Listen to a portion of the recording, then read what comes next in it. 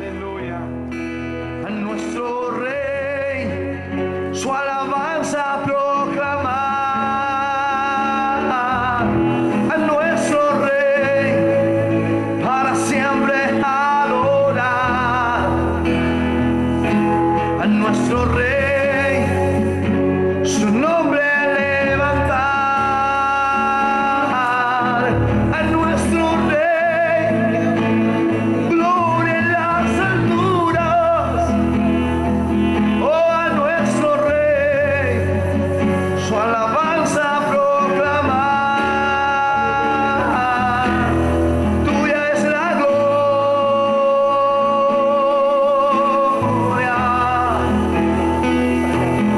Tuya es la gloria.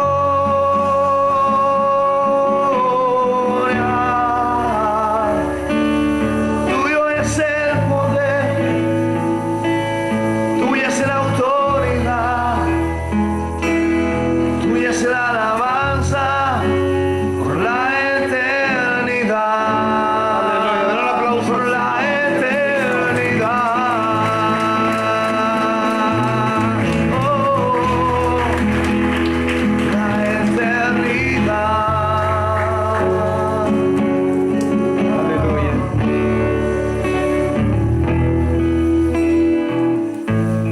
Dice la palabra, Gracias al Señor. mas el justo vivirá por fe.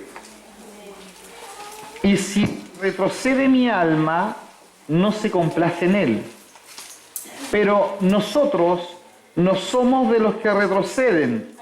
Amén. Aleluya. Sino, dice, de los que tienen fe para preservación del alma. Hebreos capítulo 10, verso 38 y 39. Mas el justo vivirá por fe, y si retrocede, mi alma no se complace en él. Pero nosotros no somos de los que retroceden para destrucción, es decir, para perdición. No retrocedemos nosotros, sino de los que tienen fe para preservación del alma. Bendito sea el Señor, porque Dios nos ha dado la fe suficiente para preservarnos en Él. Amén. Que nosotros tengamos fe en la sustancia suficiente para permanecer en Él. ¿Por qué? Porque dice la palabra, el justo vivirá por fe. Vamos a abordar una palabra que tiene relación con el declive y la caída de una nación llamada Israel, y que tiene sin duda alguna mucha referencia a nuestras vidas. Abra su Biblia en el libro de Jueces, capítulo 2, verso 7 hasta el 14. Vamos a abordar la palabra hasta donde alcancemos, y el domingo vamos a continuar. Amén. Me gusta el espacio del lugar a mí. Los tengo más cerca.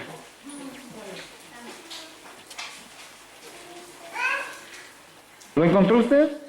Dice, y el pueblo, ¿verdad? ¿Dice así? Dice, y el pueblo había servido a Jehová todo el tiempo de Josué y todo el tiempo de los ancianos que sobrevivieron a Josué, los cuales habían visto todas las grandes obras de Jehová que él había hecho por Israel.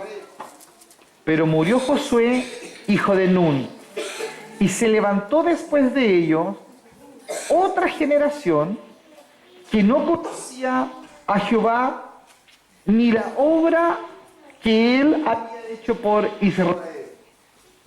Entonces los hijos de Israel hicieron lo malo ante los ojos de Jehová y sirvieron a los Baales. Dejaron a Jehová, el Dios de sus padres, que los había sacado de la tierra de Egipto, y se fueron tras otros dioses, los dioses de los pueblos que estaban en los alrededores, a los cuales adoraron y provocaron a ira a Jehová. Y se encendió contra Israel el furor de Jehová, el cual los entregó en manos de salteadores, los cuales los despojaron y los vendió en manos de sus enemigos de alrededor, y no pudieron ya hacer frente a sus enemigos. Qué increíble es como Dios hace juicio. Dice la palabra, dice la Escritura, el Señor, Él fue quien entregó a Israel en manos de salteadores. Y que fue el Señor quien entregó a Israel y los vendió en manos de sus enemigos.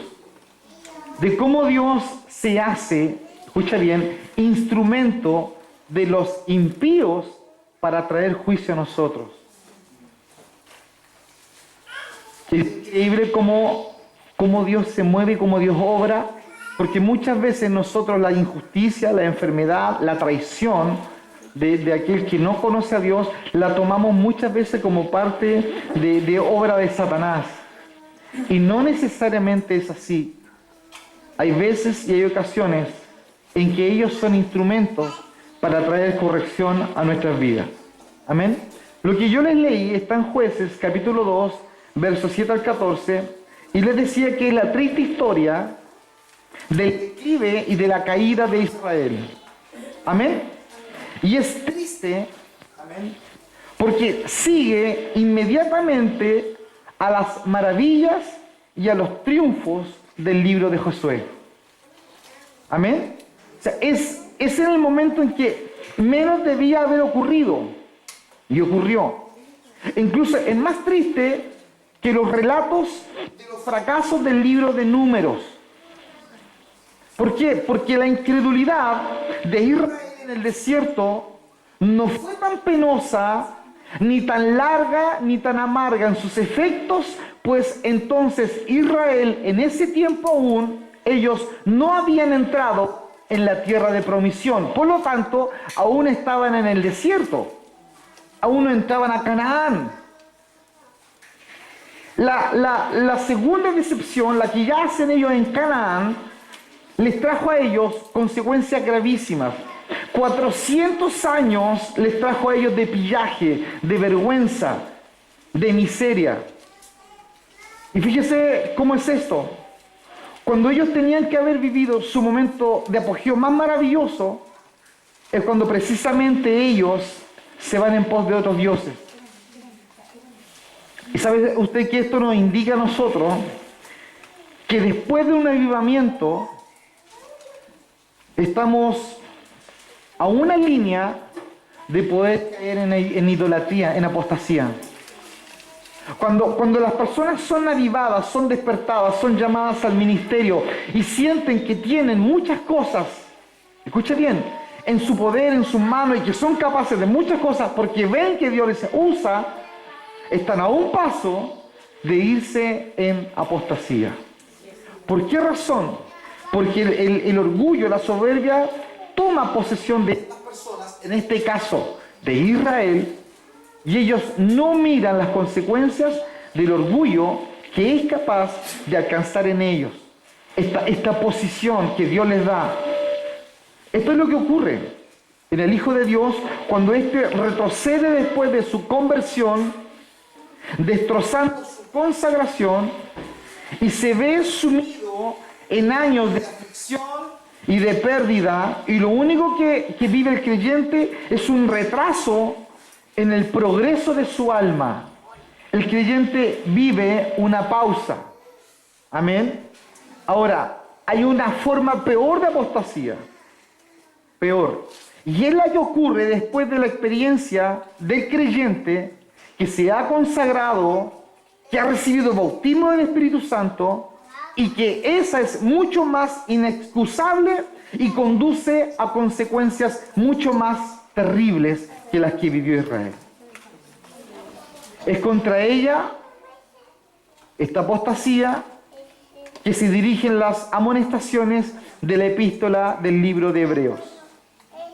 La enseñanza del libro de Josué y especialmente el libro de Jueces indican que esta caída es real y es posible. Cuando Israel estaba en su máximo apogeo, cuando dijeron, wow, son verdaderamente la nación del Dios de Israel, su nombre es Jehová de los ejércitos, es cuando ellos cayeron en idolatría. Y a pesar de todas las divinas manifestaciones durante el ministerio de Josué, todas las victorias, recuerde usted la victoria de Jericó, recuerde usted la victoria de Bitorón, las de Merón, y después de ser ellos subyugados, los reyes de Canaán, y que la tierra de Israel les haya sido repartida, a pesar de las advertencias de Josué en Siquem, así y todo, con todas las victorias, Israel se volvió atrás. Amén. Fue en la tercera generación que ellos cayeron en la idolatría, olvidando el pacto. 40 años en el desierto, 40 años más para entrar a Canaán y luego entran a Canaán. La tercera generación, bíblicamente, una generación es de 40 años. Escuche bien. La tercera generación cayó en idolatría. Ellos olvidaron el pacto y cayeron en un estado tal de sumisión a los cananeos que ellos terminaron pagándole tributo. Escucha bien. Lo que tú no dominas, te termina dominando. Ellos no lograron dominar a los cananeos y los cananeos terminaron dominándolos a ellos. A tal punto que ellos pagaban tributo en una tierra donde ellos tenían que haber gobernado. La historia de esa generación, ¿cuál era? Una generación que había estado 430 años en esclavitud, luego 40 años en el desierto y luego 40 años para entrar. Tenían una historia de milagros. Tenían una historia para contarle a sus hijos, a sus nietos. Era la generación cúspide, era la generación que vio la tierra que los antepasados de hacía más de 430 años anhelaron ver y nunca vieron. Era la generación que se va a criar en un templo. La que no conoció los cultos de casa, los cultos donde las moscas, ¿cierto?, vomitaban ahí en el gimnasio estudiante.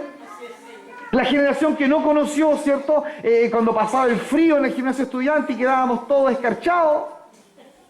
No, esta generación de Israel es la que entra donde están los ríos, los frutos. Y esa generación que tenía que haber entrado a dominar y a gobernar, fueron dominados y fueron gobernados por ellos, por los cananeos. Amén. Nosotros debemos aprender de esto. Nosotros debemos entender que Dios nos está hablando. Israel se volvió atrás.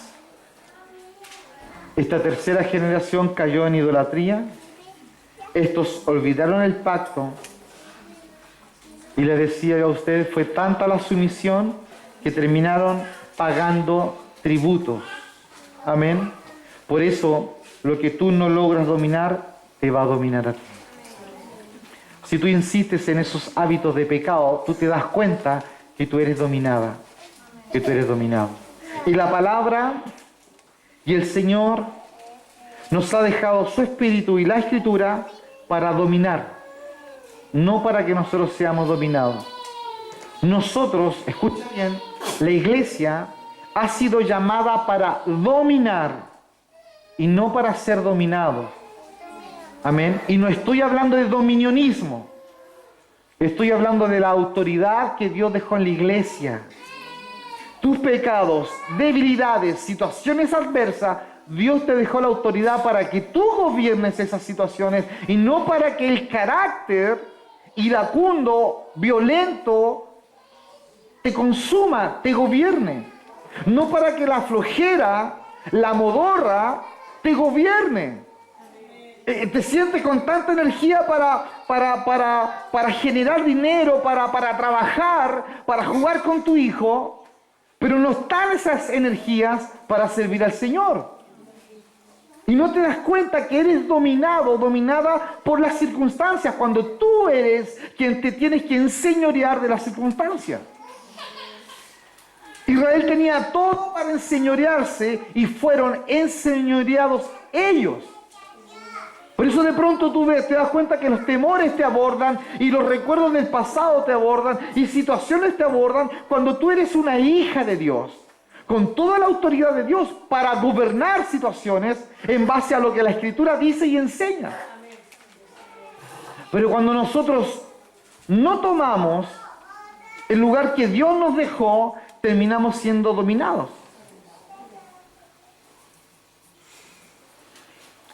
El libro de Jueces es una historia de degradación y prácticamente de apostasía. ¿Usted sabe qué es un apóstata? Es alguien que ha conocido la verdad y conscientemente se va de la verdad. Amén. Es alguien que tú le dices, pero ¿sabes que el Señor te ama? Sí, sí sé. Pero tú sabes que Dios es bueno, sí. Tú sabes que tienes que leer la Biblia, sí. Tú sabes que debes ir a la iglesia, sí. Vamos. No, no quiero. Es un apóstata. Bueno, algo semejante hallamos en la historia posterior al cristianismo primitivo. La era apostólica de la iglesia se distinguió por una fe atrevida. Muchos de ustedes eran atrevidos. Muchos de ustedes llegaban a la calle con autoridad, querían predicar, eran atrevidos, había osadía en ustedes. Y ya no la hay. Y tú sabes que no la hay. En ti había una obediencia a Dios, hoy día no la hay. Tú tenías un deseo de ser alguien heroico para Dios y hoy día no la hay. Y es probable que sea un síntoma de que tú perteneces a esta generación que entró a Canaán, que un día predicó, que hoy día habla en lenguas, que quizás va a la radio, quizás hace clases, quizás Dios te usó, te usa, y has quedado detenido en eso. Y tú crees que eso es todo. Cuando no hay osadía, cuando no hay atrevimiento, cuando no hay heroísmo en el servicio a Dios, es porque hemos abandonado nuestro primer amor. La iglesia primitiva, la iglesia apostólica se defendió se destacó porque defendía la fe de Dios atrevidamente, en obediencia a Dios. Las victorias les seguían. Ellos eran vivo ejemplo de las conquistas de Josué y de los patriarcas. Debemos tener mucho cuidado en nuestro servicio a Dios. Si tú no estás haciendo las primeras obras, quiere decir que tú estás tibio. Eso dice la Escritura. Si yo no estoy haciendo mis primeras obras, ¿cuáles eran tus primeras obras? Tú te levantabas a orar. Tú leías la palabra. Tú querías estar en el discipulado, tú querías estar en la calle, tú querías ayudar a alguien, tú querías saber si alguien necesitaba algo para llevarle un alfolí o llevarle un par de zapatos, de pañales, tú querías. Pero hoy día no. Hoy día ya tienes 3 años de evangelio, 5, 15, y tú crees que has alcanzado un estatus. Entraste a Canaán y te das cuenta que la tierra es tuya, que el río es tuyo, que los frutos gigantes son tuyos, pero no te das cuenta que eres dominada. No te das cuenta que eres dominado por las circunstancias. Los cananeos te dominan, te gobiernan. Te gobierna tu hijo, te hace cita, te hace una historia. Y en esa hora y en esa historia tú tienes un encuentro con Dios, en un discipulado, en una predicación a la calle, no lo sé. Y te comprometes en cosas que no edifican, y cuando tienes que estar donde Dios te desea, tú no vas. Pero tú te sientes hija de Dios, hijo de Dios, con poder, pero no te das cuenta que las circunstancias te gobiernan. ¿Quiénes son las circunstancias? Los cananeos. has entrado, estás adentro, hablas en lenguas, perteneces a una iglesia, quizás tienes ministerio, pero las circunstancias te están gobernando. Así estaba Israel. Nosotros, nuestro padre Abraham, y tenían altares a los ídolos. Nosotros, Centro Cristiano Pentecostal de Castro, y los altares que tienes. ¿Quién gobierna tus horarios? Tu nieto. El nieto que llegó. Es que no puede ir, es que el nieto. Es que no puede ir, tuve una prueba. Es que no puede ir, lo que pasa es que mi jefe,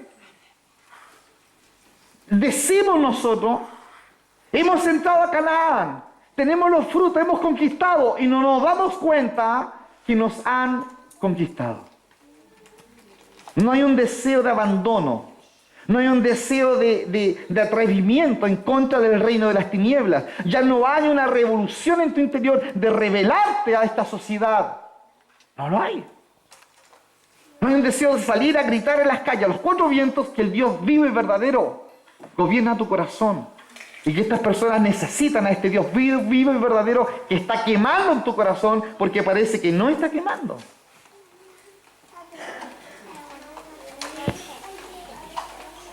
La tercera generación. Debemos tener cuidado con nuestra tercera generación. Yo veo cuando algunos de ustedes llegan, arman, hay que ordenar algunas salas, hay que limpiar, hay que barrer, hay un ánimo, hay un deseo, hay un aroma de avivamiento, hay una leve brisa que parece que viene, parece. Pero cuando este avivamiento demanda muerte, demanda negación, demanda mi tiempo, demanda mi cansancio, demanda mi esfuerzo, yo rápidamente abandono y voy y pongo mis piececitos en remojo en las orillas del Jordán, diciendo, soy cristiano, soy salvo, pertenezco a una iglesia, tengo ministerio, tengo discípulas, discípulos. Y como que le leemos a Dios un currículum, cuando lo único que Dios quiere es nuestro corazón encendido por Él.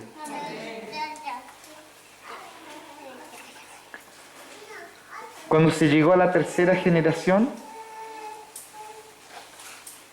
después de la iglesia primitiva, el espíritu declinó y apareció otro periodo de idolatría en la misma iglesia de Dios. Esta se adaptó al mundo y Satanás, el diablo, logró mantenerla durante siglos en ese estado de práctica de apostasía. Constantemente durante siglos la iglesia vivió una apostasía. Quedó solo un remanente de fieles esparcido en el mundo cristiano, y esto duró 12 siglos. Amén. Aparece Calvino, aparece Lutero, hombres que eran parte de este remanente que Dios se tenía guardado. Bendito sea el nombre de nuestro Dios, quien siempre se guarda un remanente. Siempre. Siempre. Yo recuerdo la predicación de Moisés y de los levitas. ¿Quién está por Jehová? Y entre medio del pueblo salió un remanente. Y se pusieron al lado de Moisés. Yo recuerdo cuando hay que entrar a examinar la tierra y vuelven ellos con toda la información. Y 10 temieron y 10 hablaron mal del lugar. Y 2, Josué y Caleb, hombres con un espíritu diferente, eran parte del remanente de Dios. Calvino, Lutero, hombres del remanente de Dios. La pregunta es, ¿nosotros somos del remanente de Dios? Porque el remanente de Dios tiene un sello. Son hombres que no se acostumbran a esta sociedad y que se rebelan en contra de la obra del diablo. No soportan llevar sus propias vidas, ellos quieren llevar la vida de Dios.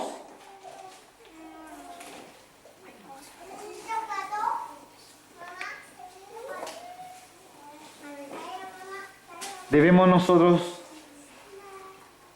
darnos cuenta que vivimos tiempos de apostasía. Amén. Cada declaración que de pronto salen de algunos líderes mundiales de la iglesia evangélica, amén. Personas que llaman a alinearse con la iglesia católica, otros que llaman a celebrar fiestas de Halloween. Son personas que venden, hermanos, libros, montoneras de libros. Rick Warren es un hombre, hermano, que es, abro comillas, un hombre, un escritor exitoso, un pastor, tiene una de las iglesias más grandes del mundo. Y ese hombre es un apóstata. Joel Osteen, el pastor de Marcus Witt. Ese hombre es un apóstata. Y tiene iglesias de 15.000, 18.000 personas. 6 cultos al día, multiplica 18.000 por 6. Jesús Adrián Romero llamando a celebrar Halloween. Vivimos tiempos peligrosos. Si usted no lee la palabra y se queda solamente con la luz que estos hombres irradian, abro comillas, luz, y la capacidad que tienen para congregar gente, si usted se queda con eso y se impacta con eso, usted puede terminar igual. Por eso nosotros nos aferramos a la palabra. Y que sea la palabra la que nos oriente, que sea la palabra la que nos ubique. En nuestros días, de verdad que es de temer. Debemos nosotros reconocer que no vivimos tiempos fáciles y que necesitamos tener corazones encendidos delante del Señor. Tiempos en que después de un comienzo prometedor en la vida de consagración, con muestras reales y gloriosas de la presencia, de la gracia y del poder divino, en el curso del tiempo, por falta, escucha bien, de vigilancia, por falta de obediencia, han experimentado un declive espiritual de pecado y de desobediencia que constituye y que da como resultado la apostasía. Es cuando nosotros, hermanos, declinamos, abandonamos la vigilancia, el vigilar, el estar preparado. Cuando nosotros abandonamos la obediencia, nosotros empezamos a experimentar declives espirituales. Usted deja de orar, usted deja de leer, usted deja de asistir a la iglesia, a los discipulados, y usted poco a poco se empieza a marchitar. Usted lo ha vivido, usted lo ha sentido, usted falta un culto y se siente vacío, sabe que algo le faltó. Gracias a la infinita misericordia de Dios, los recursos de su gracia, los recursos de la disciplina, hacen posible que no caigamos en este estado. Ahora bien, el peligro, repito, es real y el aviso solemne por ello, en el Nuevo Testamento se nos insta, dice Filipenses 2:12, a una constante vigilancia y obediencia con temor y con temblor. Dios es fiel y Él está dispuesto a guardarnos, pero se nos llama a un espíritu de vigilancia y de dependencia. Escucha bien. Dios nos promete, Él prometió guardar a Arturo, Él prometió guardar a Manfredo, Él prometió guardar a Miguel. Pero se nos llama a un espíritu de vigilancia y a un espíritu de dependencia de su gracia con temor y con temblor.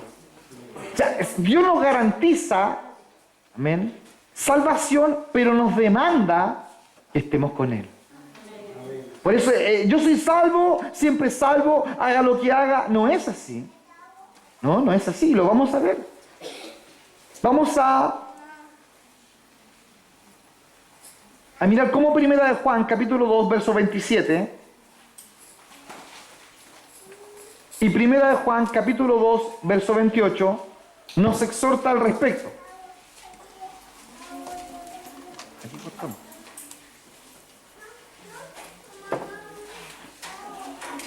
Primera de Juan, capítulo 2, verso 27 y verso 28.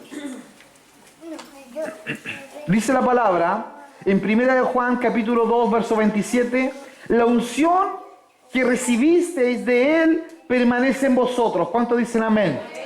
Amén. La unción que recibiste de Él permanece en vosotros. Y luego, ¿qué dice? Primera de Juan, capítulo 2, verso 28. Ahora, hijitos, permaneced en Él. ¿Logra, por favor, conjugar esto? Yo te está diciendo, hey, la unción que recibiste de mí está en ti, yo te la doy. Y le dice, pero hijo, permanece en mí. Si tú no permaneces en mí, la unción que yo puse en ti no tiene validez. No se trata de, no, Dios me dio y yo me olvido de Él. No, Dios dice, yo te doy, pero permanece en mí. Es como el hijo que tú lo viste, tú le das comida, le das celular, le pones zapatillas, y tú ¿qué demandas de él? Obediencia. El hijo dice, no, vísteme, y ahora yo te pido esto. No me importa, a mí no me importa. Del mismo modo, Dios actúa con nosotros. Hijo, en ti permanece la unción que yo te di. Y todos decimos, amén, Señor, eso es lo que yo quiero, tu unción. Y Él dice, sí, pero permanece en mí. Amén. Encontramos en Judas que el Señor es capaz de guardarnos de caer y se nos exhorta a que nos conservemos en el amor de Dios, escucha bien, que nos conservemos en el amor de Dios, aguardando con anhelo la misericordia de nuestro Señor Jesucristo para vida eterna. Dice luego, sabe el Señor librar de tentación a los piadosos.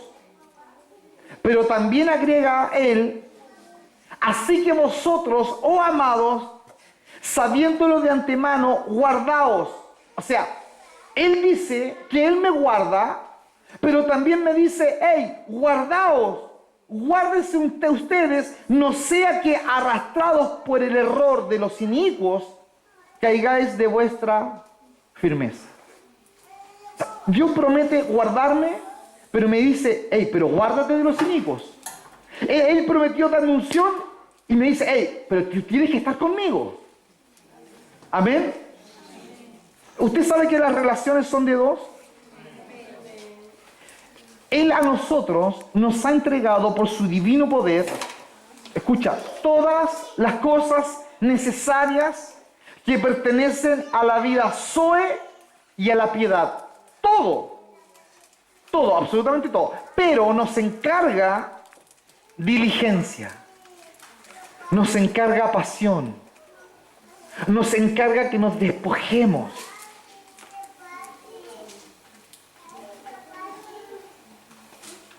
¿Para qué? Para hacer segura nuestra elección y vocación. Porque si nosotros hacemos estas cosas, ser piadosos, ser ardientes en Dios, estar con Él, permanecer en Él, si nosotros hacemos esto, no vamos a caer. Esto es tremendo. Porque descubrimos cómo es que Dios cría un hijo. Los padres jóvenes, ¿cómo criar un hijo? Yo tengo que darle a mi hijo, pero yo tengo que demandarle. Eso es lo que Dios hace. Dios te da unción, Dios te da ministerio, Dios te da y luego te dice, hey, pero permanece en mí. Yo te aseguro que yo voy a estar contigo, yo te voy a guardar. Gracias, Señor. Hey, pero no te juntes con los filisteos, no te juntes con los cananeos, no te juntes con los edomitas. Así es Dios. Dios es un Padre que no malcría a nadie. ¿Cuántos han sentido la mano de Dios cuando hemos ido en pos de los edomitas? ¿Cierto? Y Dios te ha puesto la mano. Y Dios te ha apretado fuerte. Tú has pagado consecuencias de tu maldad, de tu desobediencia. Esto es hermoso porque uno empieza a sentir la mano de Dios. Y uno empieza a darse cuenta cómo es que Dios trata con sus hijos. Porque Dios trata con sus hijos. Sin duda alguna que es así. En la epístola a los Hebreos, capítulo 6, quizás uno de los avisos más solemnes de todos. Es como un cuadro terrible de un alma una vez iluminada, saboreando el don celestial, pero luego apostatando y cubriendo al Hijo de Dios de ignominia. Dice la palabra en Hebreos capítulo 6, verso 9. Hebreos capítulo 6, verso 9 dice: pero en cuanto a vosotros, oh amados, estamos persuadidos de cosas mejores y que proceden de la salvación. Aleluya. Y añade el mantener el equilibrio de esperanza y temor en nosotros. Estoy en el 6:11. Dice: pero deseamos que cada uno de vosotros muestre la misma solicitud hasta el fin, para plena certeza de la esperanza. Y luego, en el capítulo 10, vemos la terrible imagen del alma, estoy en el verso 29, capítulo 10, del alma que dice la palabra que ha hollado al Hijo de Dios y que ha tenido por inmunda la sangre del pacto, la sangre de Cristo, en la cual fuiste santificado, y dice, y ha ultrajado al Espíritu de gracia. ¿Puede alguien saborear lo celestial, haber recibido un llamado, haber sido usado por el Señor, y en un momento pisotear el llamado, pisotear la sangre, abandonar la gracia de Dios, abandonar lo que Dios quiere dar? Eso se denomina apostasía. Por eso la advertencia dice: si retrocede, mi alma no se complace en él. Yo pregunto esta noche, ¿tu alma se complace en él? ¿Es suficiente él para ti? A pesar de la situación económica, a pesar de la rebelión de tus hijos, a pesar de que hay situaciones en tu trabajo, a pesar de alguna enfermedad, a pesar de cosas que son adversas, ¿es suficiente Dios para nosotros? ¿Él es todo suficiente?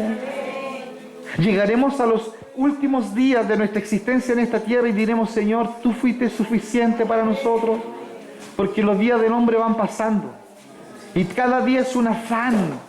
Y te das cuenta que la negrita no cambia, parece que ya no va a cambiar. Y el negrito parece que ya no va a cambiar. Y parece que el hijo se rebela y quiere hacer su camino. Y parece que las lucas no van a subir nunca. Y la pregunta suena del cielo: ¿es acaso Dios suficiente para nosotros? Podemos decir como David y quizás cantarlo: ¿a quién tengo yo en los cielos sino a ti? Solo deseo, Señor, tu nombre, solo deseo tus atrios. Él añade, el escritor, dice: pero nosotros, el pero nosotros es, ellos pisotean la sangre, ellos abandonan esto. Dice el verso 38 y 39 de Hebreos capítulo 10, dice: pero nosotros no somos de los que retroceden. Nosotros no retrocedemos para perdición, no, dice, sino que nosotros somos de los que tenemos fe para preservación del alma. Que ellos abandonen, que ellos pisoteen la sangre de Cristo, que ellos vayan en pos de sus caminos. Si un día estuvieron con nosotros, pero no fueron de nosotros, que ellos, pero nosotros no vamos a retroceder. Aunque las situaciones sean adversas, de la fe que Dios puso en mí, nadie me va a mover. ¿Cuántos dicen amén? Amén.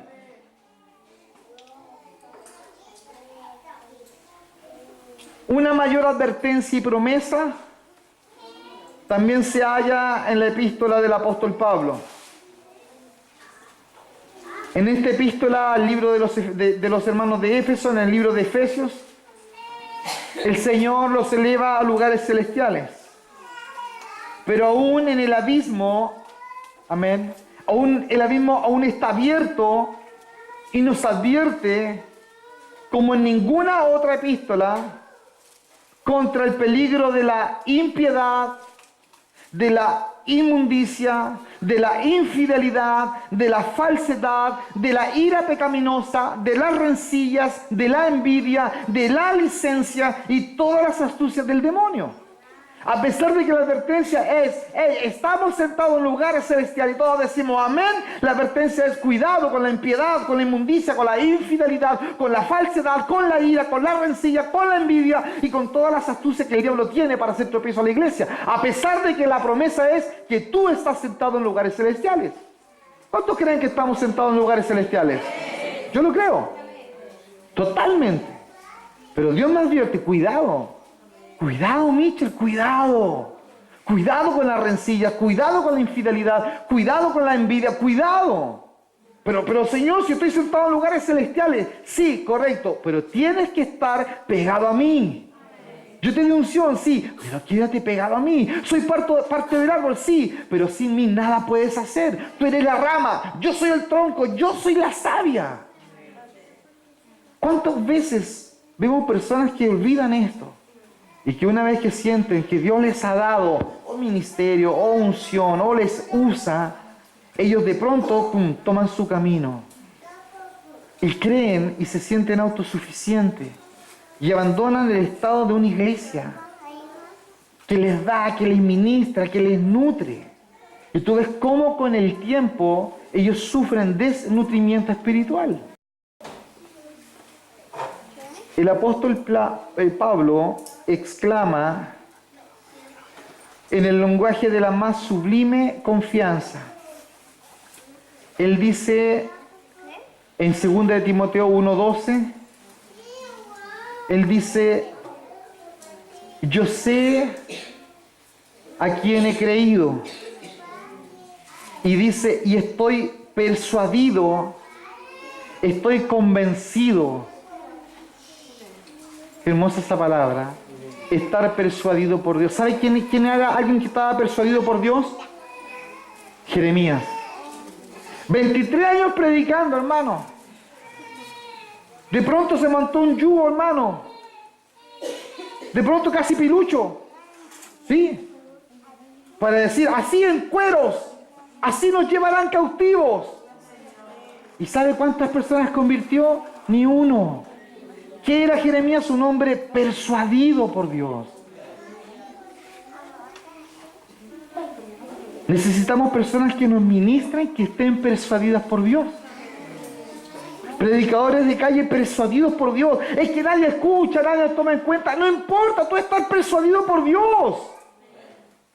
Miguel está cantando acá y el culto está pesado, no importa. Miguel persuadido por Dios. Un predicador persuadido por Dios. Un coordinador persuadido por Dios. El ministerio de radio persuadido por Dios.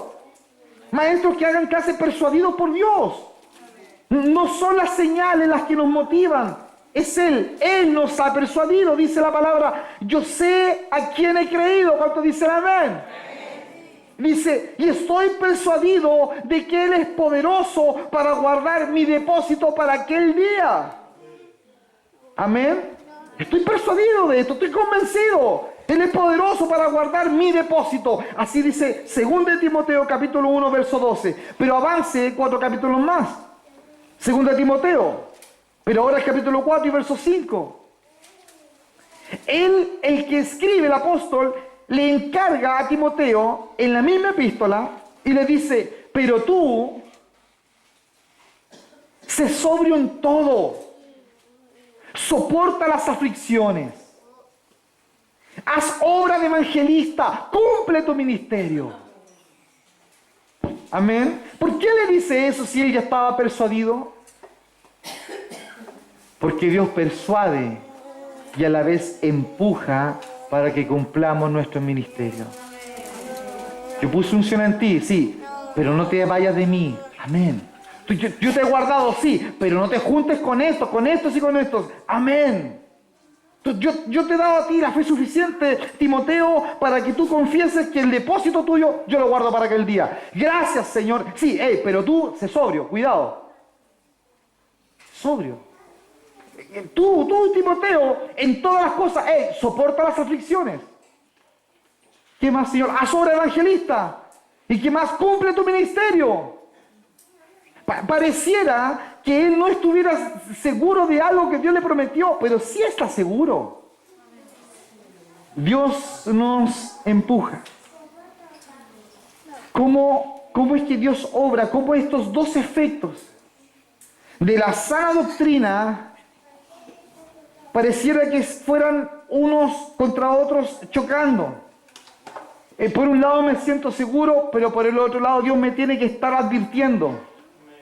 Pareciera que fuera contradictorio, pero no lo es. ¿Acaso tú no le dices a tu hijo que tú lo amas con todo tu corazón? ¿Acaso tú no amas a tu hija con todo tu corazón? Pero tienes el deber de papá y de mamá de advertir. ¿Acaso la advertencia de disciplina no es sinónimo y señal de amor? ¿Acaso Dios no está haciendo eso con Timoteo? ¿Acaso Dios no hizo eso con Israel? ¿Acaso Dios no hizo eso con el apóstol Pablo? Dios nos demanda a nosotros, a que nosotros estemos seguros de nuestra salvación, pero que no abandonemos nuestro lugar, nuestro propósito de estar con Él. Si alguno cree estar firme, mire que no caiga. ¿Cuántos están seguros en las manos de Él? ¿Cuántos están firmes en las manos de Él? Amén. Pero Dios te dice, mira que no caigas. Yo veo cómo el Dios Padre, amén, nos habla. Un Dios que es papá. Un Dios que nos cuida. Un Dios que nos sacó de un salón grande y dijo, vamos a tener un tiempo de familia. Y nos junta. Y usted mira al de al lado y ve que está todo sudado, hermano. Y a la hermana se le corre el rímen. Él nos da una gran advertencia que incluye la previsión de la provisión divina, que siempre hay seguridad en Dios. Hermanos, siempre hay seguridad en Dios. Dios es fiel, que no permitirá que tú seas tentado más de lo que tú puedes resistir. Amén. Sino que proveerá también, juntamente con la tentación, la vía de escape para que tú puedas soportar. Aleluya. Dios es fiel, que no va a permitir que tú seas tentado más de lo que tú puedes resistir, sino que Él te va a proveer. Así, juntamente con la tentación, el camino y la vía de escape para que tú puedas soportar y salgas airoso, airosa de la prueba.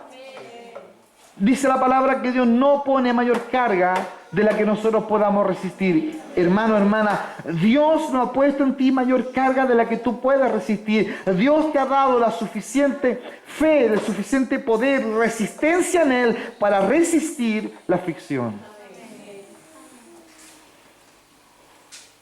Bendito sea nuestro buen Dios.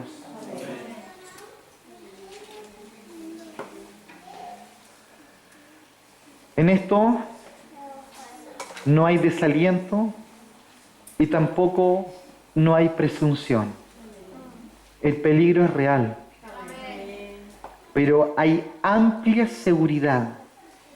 No para los ciegos presuntuosos y temerarios que dicen, no, Dios está conmigo, yo venzo cualquier cosa. No, para ellos no. Sino para los celosos, humildes y santos que perseveran en la obediencia a nuestro buen Dios.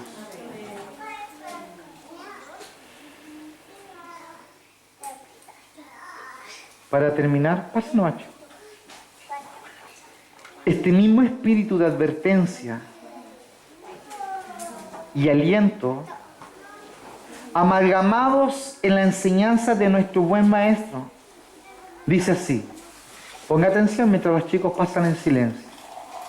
Mis ovejas no perecerán, ni nadie las arrebatará de mi mano. Amén. Pero también enseña la palabra, mis ovejas oyen mi voz y yo las conozco y ellas me siguen. Amén. O sea, es decir, no es ser oveja tonta y a loca. Amén. Ahí nos llamaríamos vaca loca, hermano. No es ser oveja tonta y a loca, por favor. Yo quiero que pasen nomás los chicos. Ponga atención. Mis ovejas, dice, no perecerán ni nadie la va a arrebatar de mi mano. Y uno dice, amén. ¿Cuántos dicen amén? Amén. Diga amén fuerte, amén. Amén. Mis ovejas no perecerán, ni las arrebatará de mi mano.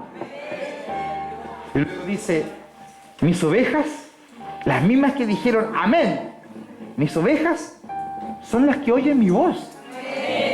Y yo las conozco, porque vienen a mí en la mañana, vienen en la tarde, vienen en la noche. Yo las conozco. Bendito sea el Señor, porque Él te conoce, siempre y cuando tú vayas a Él.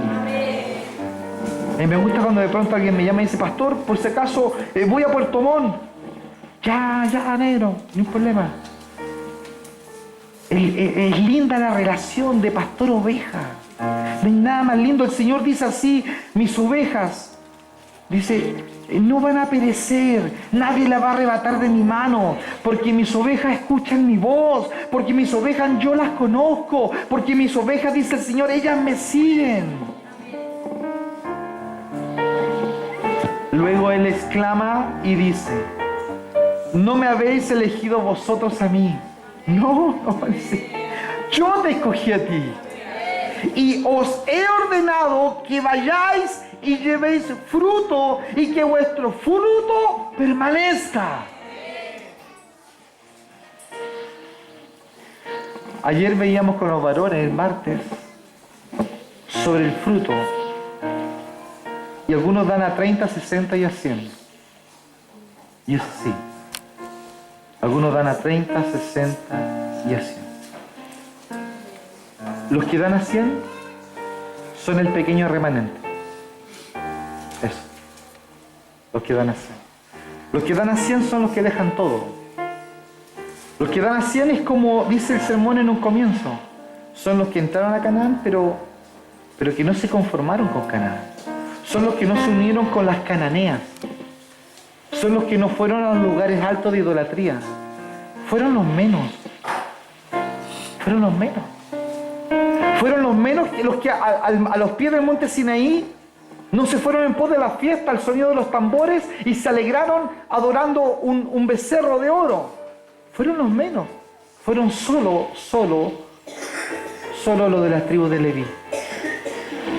Y las restantes tribus, todas fueron en pos de él. Fueron solamente 2 de 12 que dijeron, no, nosotros vamos a entrar a esta tierra, los vamos a comer a estos como si fueran migas de pan. Un pequeño remanente. Un pequeño remanente, Dios con un pequeño remanente provocó el cambio más grande en la historia del Evangelio de la Reforma. Con un hombre que Dios lo encendió. Él estaba en un claustro. Él era un cura y Dios se le reveló. Y cambió la historia. ¿Tú qué estás haciendo? Hemos entrado a Canaán. ¿Y qué estamos haciendo en Canaán? Israel entró a Canaán a disfrutar de los ríos, de las frutas, y se mezclaron con los cananeos. Y decían, nuestro padre es padre de Abraham, pero se olvidaron de la pasión. Ya nada quemaban sus corazones, no desafiaban a la sociedad. Ellos no llegaban a la calle, no llegaban al discipulado, no llegaban a la oración. ¿Por qué? Porque eran hijos de Dios, estamos bendecidos, estamos en Canaán, tenemos ríos, tenemos frutas, tenemos trabajo, mi hijo ahora es profesional. Así estaban.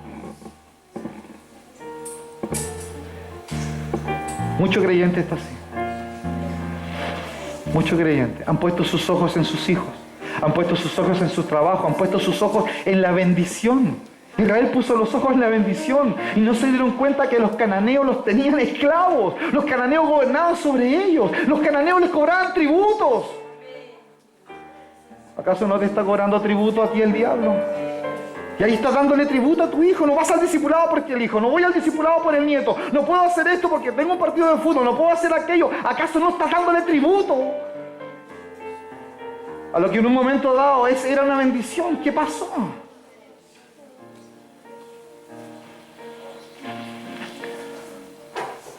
Vamos a orar. Vamos a continuar el domingo, pero llévese esta porción de la palabra a su casa, en su corazón. Dios te llamó para que seas una vencedora, Gloria. Ali, Dios te llamó para que tú seas una vencedora. Dios nos llamó para vencer. Dios nos llamó para vivir en Cristo, vivir en Canaán, gobernando la situación, las circunstancias. No para que ellas se enseñoreen de mí.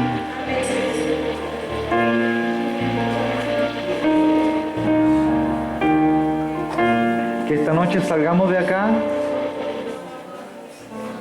nuestra primera reunión. No sé cuántas más vendrán, no lo sé, no me imagino. Pero que esta noche hagamos un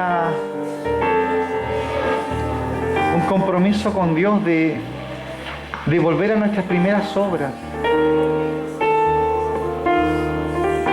Que Dios despierta a los valientes. Que Dios despierta a los heroicos. Que Dios despierte a aquellos que desafían esta sociedad. Que Dios despierte hombres y mujeres que provoquen avivamientos en sus casas.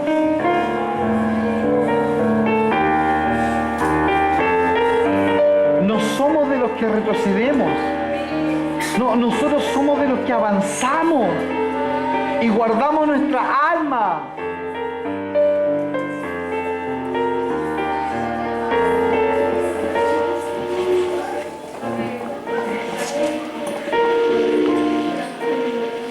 Aleluya. Mis ovejas no perecerán, ni nadie las arrebatará de mi mano. Pero Él también enseña que sus ovejas son las que oyen su voz, Él las conoce, y ellas, las ovejas, siguen al Maestro. No me habéis elegido vosotros a mí, sino que yo te elegí a ti, y yo te he ordenado para que tú vayas y lleves fruto, y que el fruto que tú lleves permanezca. Vamos a ponernos en pie.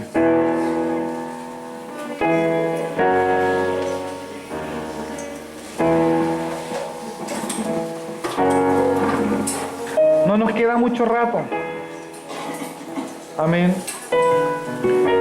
Vamos a cantar un momento y luego, hermanos, nos vamos a retirar. Amén. Los varones nos van a ayudar a subir las cosas y las sillas quedan apiladas a los lados. Incline su rostro. Oremos. Padre, te damos gracias por esta palabra. Esta palabra, Señor, sin duda me desafía y me llama la atención. Sin duda, Señor, que me ubica y me despierta. Yo no he sido llamado a cobardía. Yo no he sido llamado a retroceder. Yo no he sido llamado a abandonar. Yo he sido llamado a vencer. Yo he sido llamado a tomar Canaán. Yo he sido llamado a gobernar. Yo he sido llamado a ponerme por sobre las circunstancias. Que esta iglesia, Señor, despierta el llamado de Dios, a no volvernos atrás, sino a perseverar, a guardar nuestra alma. Padre, a ti sea toda la gloria y la honra. A ti, Señor, y solo a ti. Tú eres digno de toda gloria, tú eres digno de todo el honor. Señor a exaltar su nombre. Medita en la palabra, medita en ella. Comprométete con Él, con el Señor. Aleluya.